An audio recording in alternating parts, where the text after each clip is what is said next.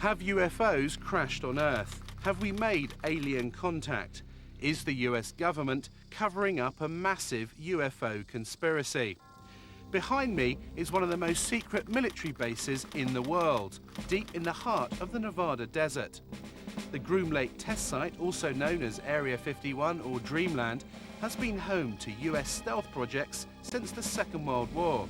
However, in recent years, a more disturbing story has emerged, and that is that the government is back engineering recovered alien spacecraft. Tonight, based on evidence given to us by top military personnel, engineers and scientists, we can exclusively reveal the UFO technology that's being developed behind me. It's a story the US government has tried to cover up for half a century. The truth behind Dreamland. I am convinced, based on my research and the individuals whom I've had contact in the US intelligence community, that the US government does indeed have craft that meet the description of many of the UFO reports. The whole aim of the project was to take these craft, or the one in particular that I was working on, and try and duplicate its systems and subsystems with earthly materials. I'm convinced beyond doubt that we have recovered aircraft, alien vehicles, that we have made contact with aliens, that we are communicating with them in some way or form, and that we have vehicles and bodies in preservation.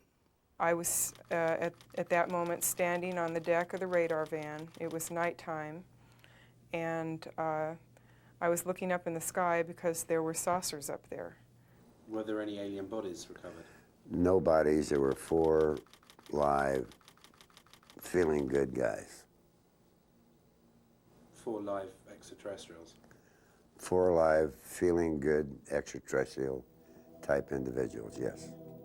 They are here, whoever they are, wherever they came from, whatever they're doing. Other intelligences are messing around on our planet. I think that too many people's butts are on the line with this, that they lied to us too long, that a lot of people have stolen legitimate national security money to keep this cover-up going, that they have perpetuated disinformation schemes on the American public, probably on the British public. The Air Force knows that there was a crash saucer, there were alien bodies recovered, that there have been aircraft that have gone up to chase UFOs and have not come back. They know that we're dealing with the biggest story of the millennium. Set on a remote dry lake bed 80 miles outside Las Vegas, Area 51 is just one part of the massive Nellis Air Force Base, which is roughly the same size as Switzerland. It was commissioned by President Truman in the 1950s as a top-secret location to develop and test America's new generation of post-war aircraft. In the technology fever of the 1950s, the base soon became home to the most exotic flying craft of its day. More recently, it is where the F-117 stealth aircraft was developed and test flown.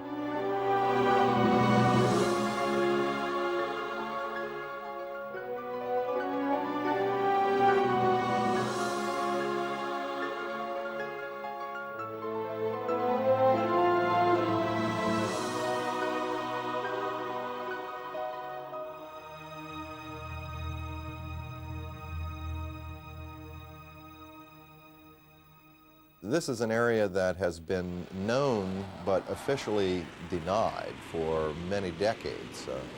We go back quite a ways into the 40s and 50s with the development of the U-2 spy plane, the SR-71. All of our super secret aircraft have been developed and test flown out in this particular area. The A-12 from its inception through its retirement was operated out of only 2 locations. Area 51 at Groom Lake was its original home. The first aircraft was delivered there in January of '62, and the last airplane left on June 21st, 1968. The US Air Force denies that Area 51 exists, despite footage of the base and Russian satellite photos that we have obtained, which clearly show hangars and a huge runway stretching across the lake bed. In the face of constant denials of its existence, the base has expanded since the 50s, with several passenger jets now landing every day, carrying hundreds of workers to the base. With this level of personnel, the few buildings that can be observed above the ground are merely the cover for a large underground facility.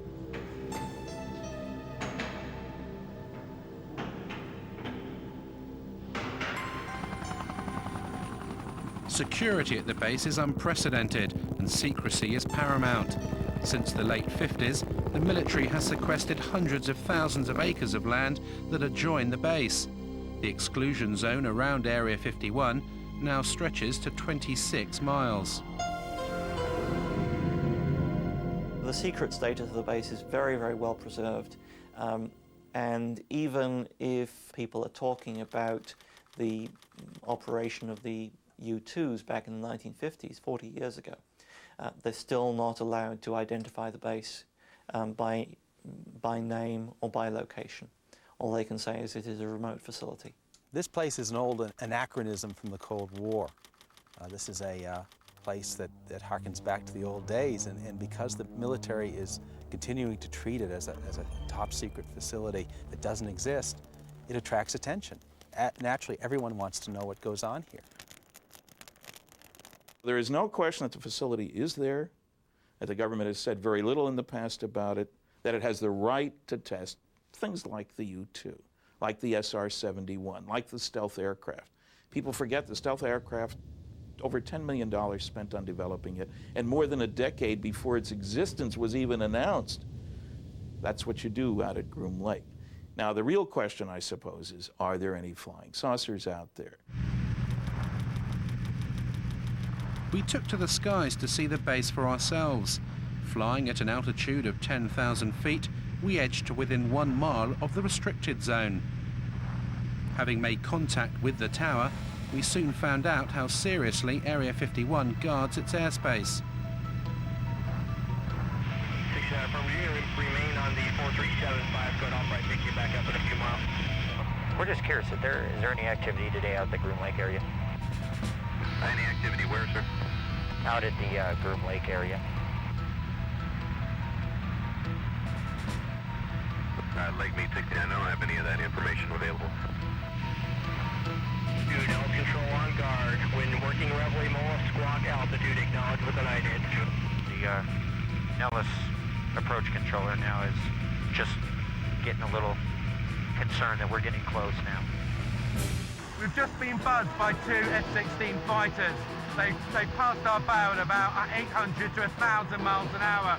These guys aren't messing around. They don't want us to be here. In fact, there's another one just gone by the bow there. They're either trying to get us out of the area quickly or force us to land. And there goes another one. Well, that was really close, right off the right side. I'd say that was within a mile and a half. Well, you can see him, boy, that was amazing. And they have TCAS on board, so they definitely had radar contact with us. That was really close. In 1989, one man blew the lid off Dreamland. His name was Bob Lazar, and he claimed to have worked at the Groom Lake site, back engineering recovered alien spacecraft. The base is against the side of a mountain, or small mountain, big hill. There are 9 hangar doors, and the hangar doors are not just shiny metal out in the desert. They are painted or sprayed with a sand texture to them, and from what I can ascertain, to prevent satellites from photographing the installation, so they look like the mountain range. It was pretty effective from what I could see. On the first occasion when I drove out there, all the hangar doors were closed, but at close range you could tell that they were doors and they would open. We drove around the left side of the installation, and there was the main entrance in there, and went through some gates and a security check and went inside, and it seemed like a typical government building.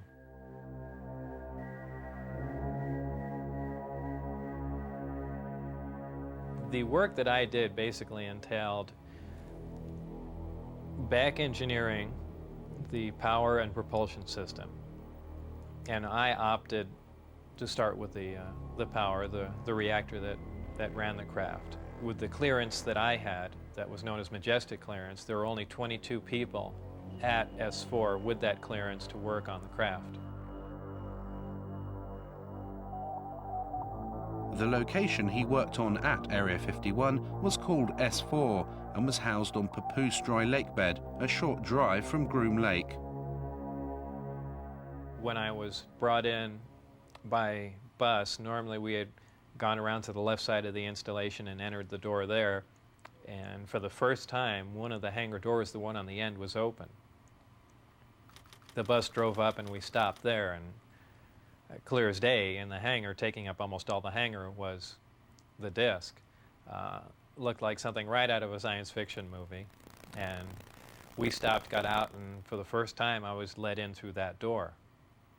And as I walked in there, I thought, well, this is the new advanced aircraft we've been working on, and this is why people keep seeing flying saucers, because it's ours and we've just been testing it probably for all these years. And when I walked alongside it, I ran my hand on it. I say it's metal because it was cold, so I just assume it was some sort of metal. And in fact, by the hatch that was taken off, there was an opening there, and it had a little backwards American flag stuck on it. So I was positive it was something we had manufactured. I was allowed in the craft on one occasion to see the placement of these systems in case it was important to their operation. So I was, of course, escorted in the craft, and it was obviously made to be piloted by something smaller than the average human being. Very cramped in there. There was a sub-level where a little collapsing floor member opened, and I could stick my head and upper torso down underneath with a flashlight to see how the gravity amplifiers hung upside down. Looked around the placement of the 3 seats, about 1/3 to 1/4 the size of a normal human seat.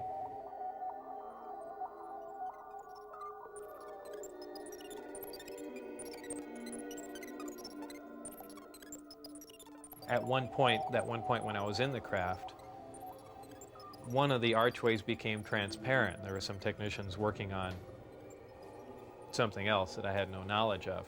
So, and also something began to scroll up on the screen. So it might have been possible that the skin of the craft, whether under, electrical influence or something else, could at times become either transparent to look outside, or be used as some sort of video screen. That was pretty amazing. When I went outside and looked at it, it looked as if it was just a plain piece of metal again.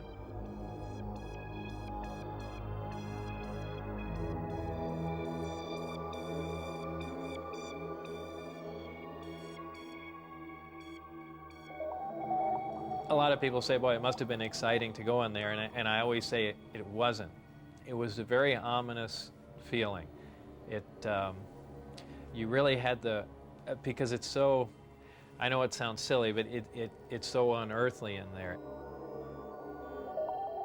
Nothing had a sharp edge to it.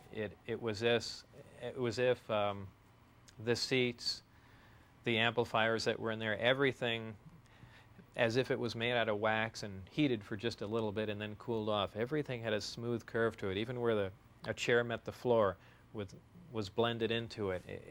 It was if the entire craft was injection molded. No one, let alone Bob Lazar, have been able to verify any of his academic or professional credentials. In 1990, he was convicted of pandering and declared bankrupt. In court, he simply described his occupation as a self-employed photo processor. Is Lazar a fraud? Did he work at S4? Or was he set up by the military to release certain information about the base?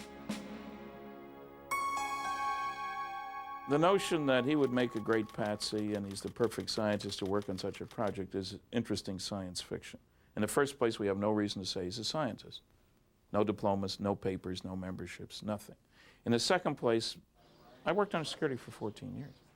People take security far more seriously than that. One of the strange statements he's made, there are only 22 people working on this thing. Well, you get more than that working on devising a new mousetrap for the government anyway. That makes no sense.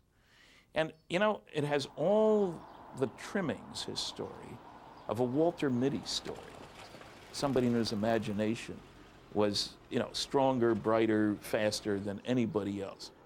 I did a variety of research relative to Bob Lazar. I actually met him. I obtained a copy of his, what they call a W-2 form, which is one of the IRS documents associated with pay. His particular form indicated that he worked for the U.S. Department of Naval Intelligence.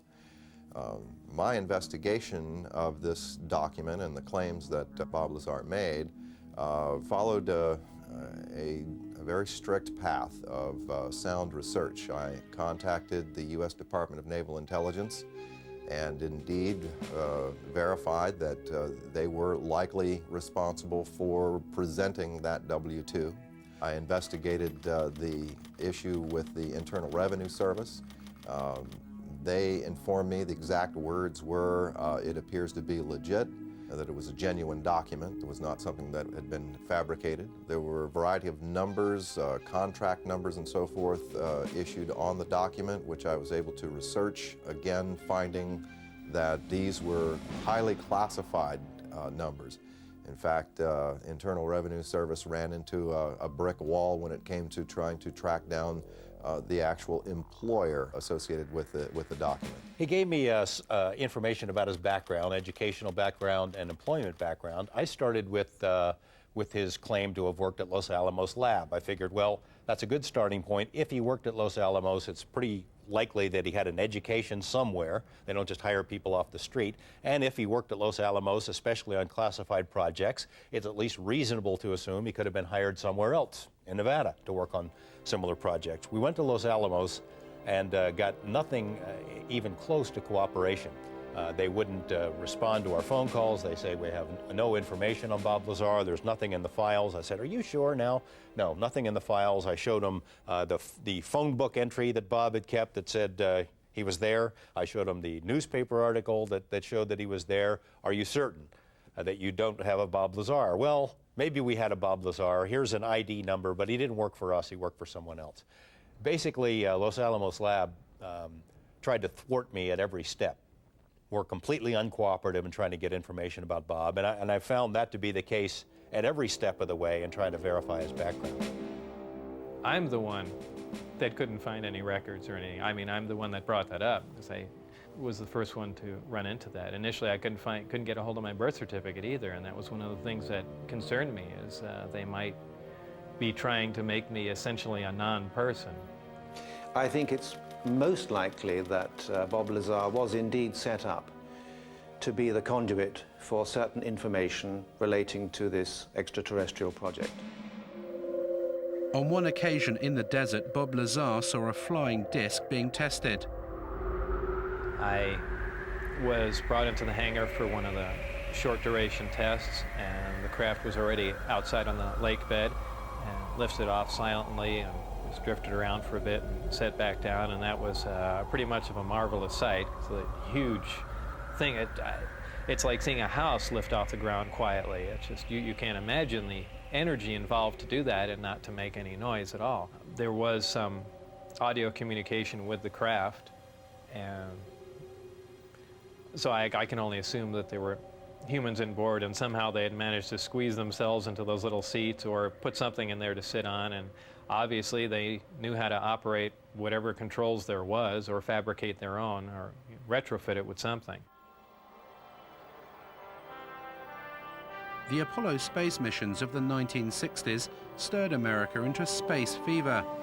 But as the country's finest astronauts hurtled skywards in conventional rockets, did the president know of the existence of sources and propulsion systems that were literally out of this world?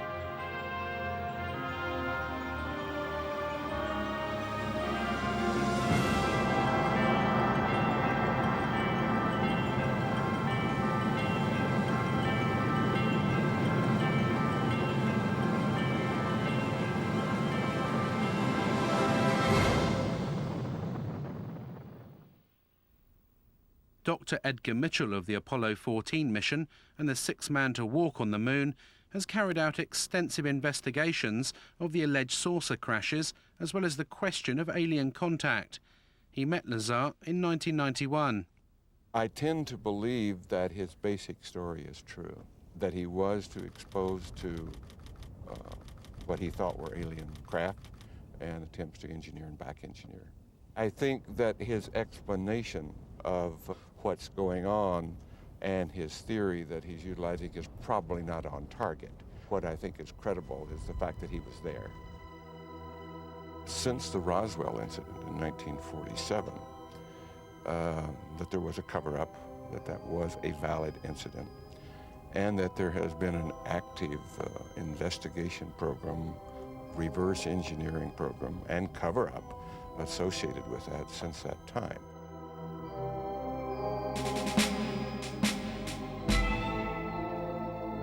After working at S4 for several months and in clear violation of his top-secret clearance, Bob Lazar decided to tell his closest friend, Gene Huff, about his work at the base. My reaction was to, without pressing him against his will, find out more, get him to tell me anything I could. And it wasn't disbelief. I think I was actually motivated to further read. I started investigating other books on UFOs and other researchers' information to see if anyone knew anything, and needless to say, they didn't know what Bob knew. 1 month later, in March 1989, Bob Lazar went one step further. He decided to take his friends to the desert and show them a flying disc test. I had remembered most of the days and times of testing. So I believe it was 8 or 9 o'clock on a Wednesday night, somewhere in March '89, I believe. We went out with Gene Huff, my ex-wife, and John Lear. Shortly after the flight time that I had recorded, white light came up off the ground and hovered, and then began doing radical step maneuvers and darting from one side of the sky to the other, doing some impossible flight characteristics. But at times the craft had glowed tremendously bright, where we thought, being miles and miles away, we thought there was something wrong and the craft was going to explode, so much so that we all got behind the car. It actually came closer. It came down the mountain range toward us to where we could actually see it was elliptically shaped. It looked like something that, it's strange to explain. It looks like an explosion that starts to explode and stops and doesn't explode and dissipate. That's how bright the light is. Your brain interprets it as an explosion about to happen. On his third visit with his friends to observe the discs at night, Bob Lazar was arrested. He was taken to an unknown location for interrogation and never returned to Area 51. They threatened my wife, they threatened to kill my wife. They said they'd stop at nothing. They said they thought they made that very clear. They couldn't believe that I had taken anyone out there to show them that, much less left with information like the flight test data, and wanted to know what else I had said, who else I had told specifically. Security agents from the OFI, the Office of Federal Investigation, had been witnessed doing random security checks at his house. There was almost no question in anyone's mind, anyone in Bob's immediate life who talked with him on the telephone, that his phone was tapped. I mean, strange things would happen on Bob's phone and really continue to this day. Dennis Mariani, who was my supervisor, called, and all he said was, "Do you have any idea what we're going to do to you now?" And that was the end of the phone call. They were crazy. They really were. They were completely out of control.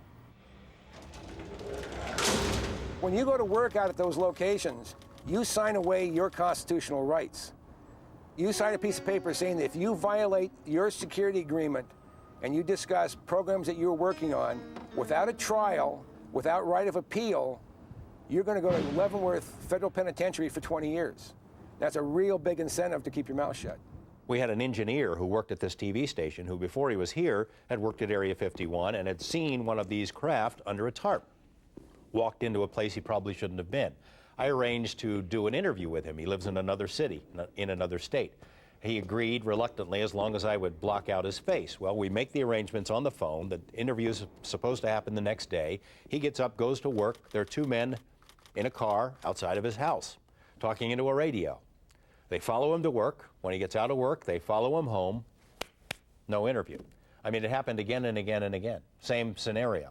It has been very difficult to talk about this. It's almost like every time I relate the story, it gets a little easier. But when I first started talking about it, it was like my mouth didn't even want to form the words, and the sound didn't even want to come out of my throat. So I can only guess from that there was a very strong suggestion given to me not to talk about this, not to remember it, and if I did remember it, not to ever talk about it to anyone. This man is a 71-year-old mechanical engineer who, like Bob Lazar, claims to have worked at Area 51.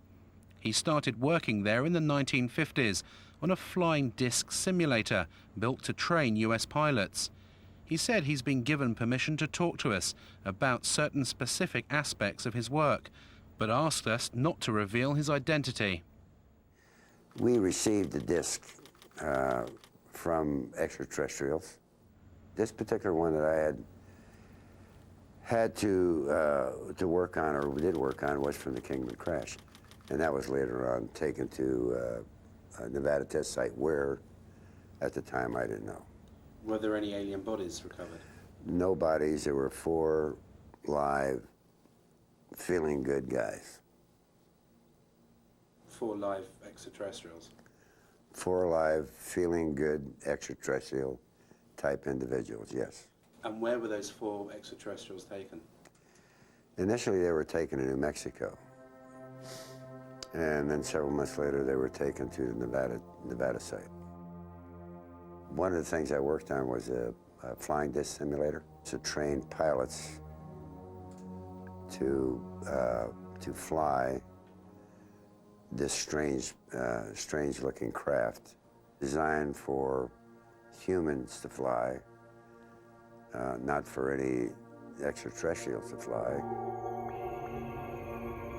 His most fantastical claim was that he worked at Area 51 with an alien codenamed J-Rod for 16 years on this simulator project. J-Rod is a gray alien, about 5'4". His role was only as a translator, scientific translator. That was all. If we wanted to put something in the place of what they had, he had to agree with it. I would have a question, you know, and I would bring it up in my mind, just how I wanted to present it with him, and he'd already know that I had this question, and he would already have the answer for me. And if he responded, it would be in my voice, and you wouldn't even open your lips. It is possible that he and a few thousand others are working on the project, either here or elsewhere. Is this a few thousand other greys? Few thousand other greys like himself. The nearest town to Area 51 is Rachel, population 150, and home to the most famous bar and grill in Nevada, the Little Alien. The local residents have seen their highway truck stop turned into the UFO and ET Center of America. Tourists flock to Rachel to scan the skies in the hope of having a sighting. For all the hype, the sightings of bizarre lights in the sky do continue. Local resident Chuck Clark has had many unexplainable sightings. The most remarkable sighting that I've had in the last 3 years took place 2 years ago, February of '93. I watched a glowing object ascend vertically from the area south of Area 51, where S4 would be located, hang motionless in the air for about 10 minutes and then slowly start to descend. All of this while I thought I was watching a illumination flare that was launched from a mortar tube. I can hear jets in the background. I'll zoom back a little bit. This is looking straight over Steve Medelin's ranch, right here off 375 highway. This is right over the peaks. Once it got down to the ridge line, however, it was in front of the hill that it had come up from behind. The hill was about 12.5 miles from my position. It came down to a few feet above the ground at the base of the hill, hovered momentarily, which is still consistent with what a flare might do in calm air, but then suddenly it shot off westward, covered 4.8 miles in 1 to 1.5 seconds, and stopped cold, also about 30 feet off the ground, hovered just long enough for me to get it focused in my binoculars for maybe 2 seconds, and then it vanished right in place.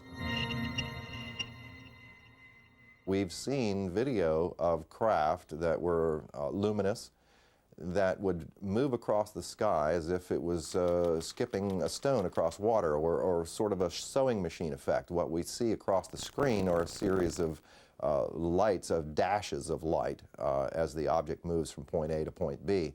And a rather strange warping occurs that's very difficult to unravel until you go frame by frame and you begin to see what is actually occurring. Therefore, we are seeing what you might call a shadow effect of the propulsion mechanism at work.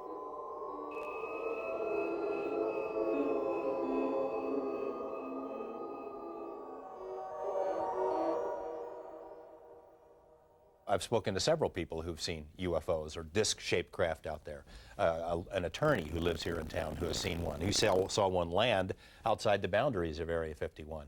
I've spoken to a very high-level managerial type who worked for a defense contractor out there for a number of years, from a very respectable, reputable family. His credentials are beyond question, but he doesn't want his name or face used, and he has seen them many times. There were a variety of craft that were all essentially generically sort of canister-shaped, I guess you would say. They were predominantly disc-shaped or rounded, like one of those Chinese lanterns or something or other. They appear to be colorful. At least they were multicolored in addition to the lights that seemed to be able to take on the light of the background. They could camouflage themselves somewhat in the sky by absorbing the blue light from the sky and the clouds.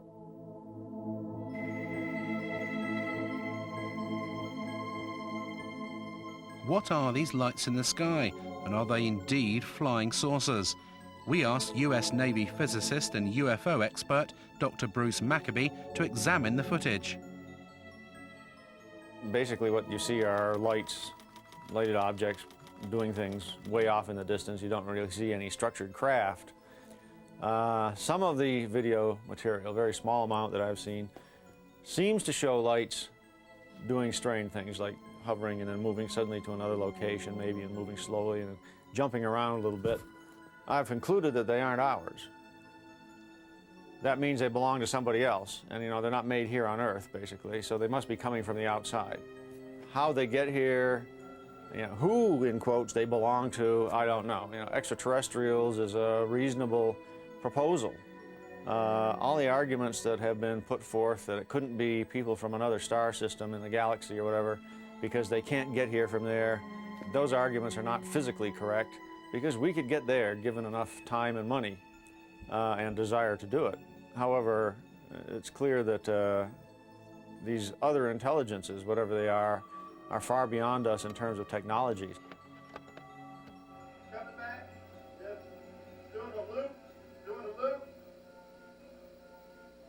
Now what I'm going to show you is a computer-enhanced version of what you just saw, and we're just going to look at the one portion where the UFO was appearing in the left-hand corner, going to the right, and then coming back again. That's all we're going to see. We're going to see it repeated over and over again.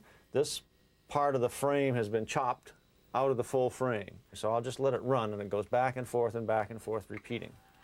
And if we stop it, and here's the shadow, and here's the UFO. So basically we have a triangle with one side and two angles that we know. The net result is I can calculate the UFO position in three-dimensional space. Right. Turns out to be about 7,000 feet away from the camera. So having analysed it, what we seem to have here, Bruce, is a genuine UFO. Yes, there is an object out there 7,000 feet away. It wasn't one of ours. It's about 30 feet in size. A genuine UFO.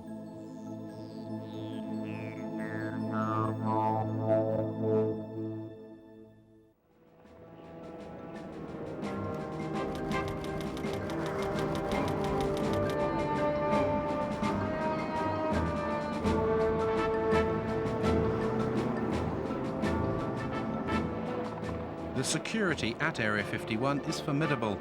The entire perimeter is surrounded by motion detectors and cameras. Armed guards patrol in jeeps and helicopter gunships are deployed to warn off anyone who challenges the borders.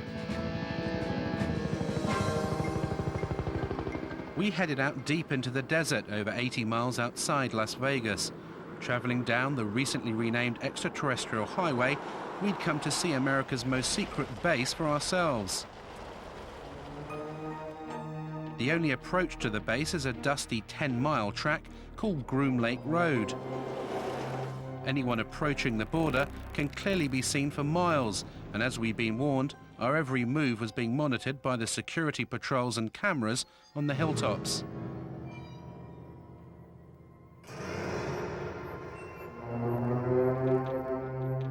This is as far as you can come to go to the Groom Lake base. It actually says on these signs that use of deadly force is authorized. There are security patrols all over these hills. They've been watching us for the best part of the last hour. There are motion sensors, security cameras, and if I did walk over this line, I would be immediately arrested, taken to the guardhouse and interrogated for anything up to a week. As soon as you step over the line past this sign, you lose all rights.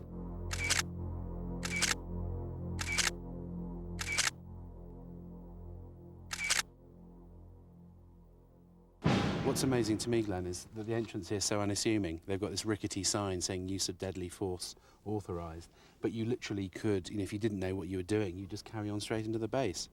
That's the idea. You don't encounter any people here. If you went into the guardhouse that's there about a quarter mile in, you'd be arrested immediately because you've already passed those signs. They don't want to answer any questions, so they don't put any people in vulnerable positions. And as you come off the highway up there, the extraterrestrial highway, there's no sign saying Groom Lake. There's nothing, is there?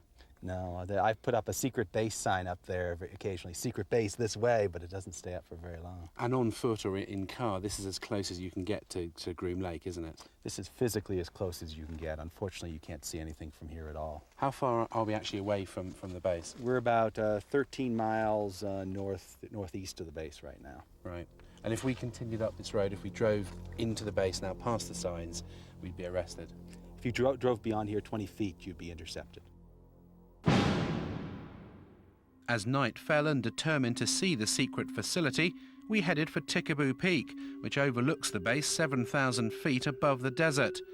At our base camp, I talked to Glenn Campbell, who founded the Area 51 Research Centre in Rachel and who produces the Groom Lake Desert Rat newsletter. He gave up a successful career in computers to devote his life to uncovering the truths of Dreamland. This is a large facility as big as the state of Connecticut. It's got lots of unknown, unexplored areas that you could store anything you want. Area 51 is only the best known secret base of a vast complex. They could house a lot of different things we don't know about. But there is actually no fencing, is there? Yet they know when you cross that line. It's simply marked by orange posts every few hundred feet. It's easy to wander across this line, but as soon as you do, they're going to detect you and they'll be right on you. This is a very harsh military border. It's not a place for tourists. Military has never said there are no UFOs. It's never directly denied any of the Area 51 stories. It would have been so simple when these claims came out, these Papoose Lake claims, for the military to simply say, look, we have nothing there. They could take a few reporters to this area and show them, nothing there. The military hasn't done it. The military has stonewalled. It has remained silent. And that's the most damning thing that they can do. At 3 a.m. we started our final ascent of Tikaboo. We needed to reach the summit before daybreak in order to see the base lit up for its nighttime test flights. Even at night, the roar of the jet shattered the silence of the desert.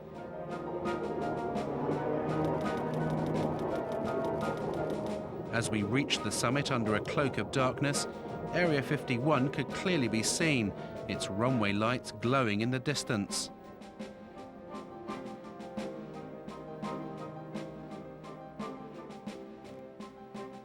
After trekking for several hours, we finally set up camp here, some 7,000 feet up. And since the crack of dawn, we've been watching non-existent flights, ferrying non-existent personnel to this non-existent base. Tikaboo Peak is the last safe vantage point where you can clearly see Dreamland. But how long before this too is claimed by the military?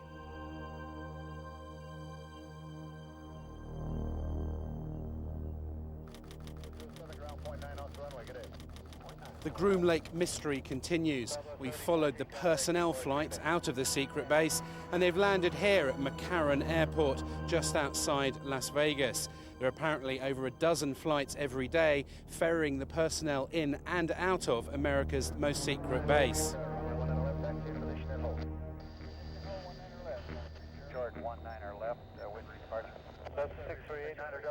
I was called at a random time. The operator would say, "Mr. Lazar, it's now 4:15 a.m. We expect you to be at McCarran Airport at 4:45. Your plane will be leaving at such and such time." I'd drive there, check in, board the plane, and the plane would fly out to Groom Lake.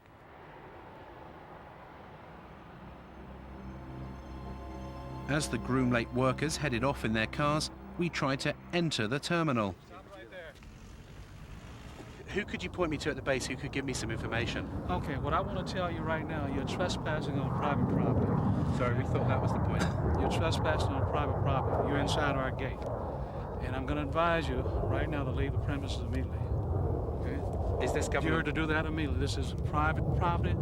You're trespassing. Leave the premises as soon as I get through getting the information. Is it government property or is it just private? No comment. You're trespassing. Okay? Who are you trying to kid, bud? I just You're trying to bullshitting me and quit it. Is there anyone you can point us to give us any details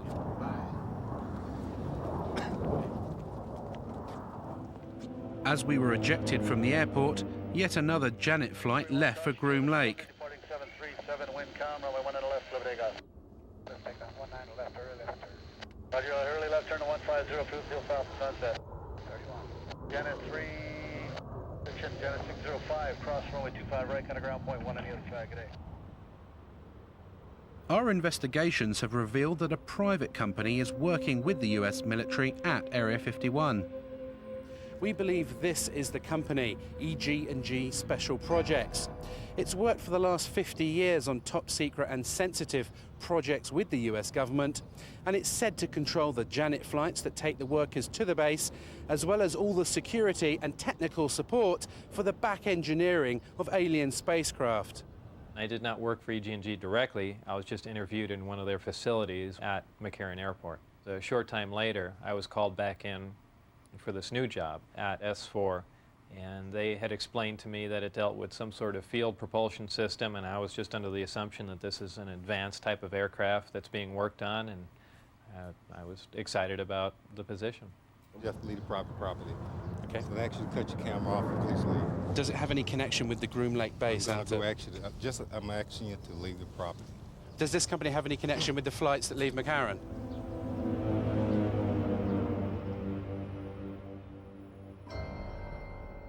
EG&G has been the central civilian contractor for Groom Lake basically since the beginning. They're the people who military folks come and go, other contractors come and go. EG&G has had the contract since the very beginning. So if anyone were to know what's going on out there, it'd be EG&G. They're not talking. We phoned EG&G to clarify what their role is at the base, but they would only confirm that the company is working on several classified Department of Defense contracts at various remote locations in Nevada. They would not comment on the exact nature of the work, but did state that it was connected with EMP, electromagnetic propulsion.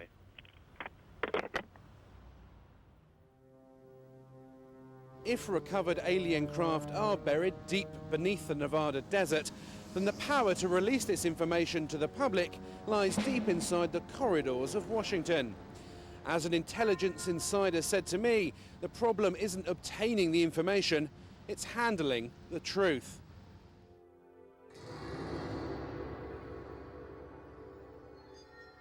Are these alien craft above Groom Lake, or are they man-made? Have the US military developed the technology to build flying discs? Join us next time on Dreamland.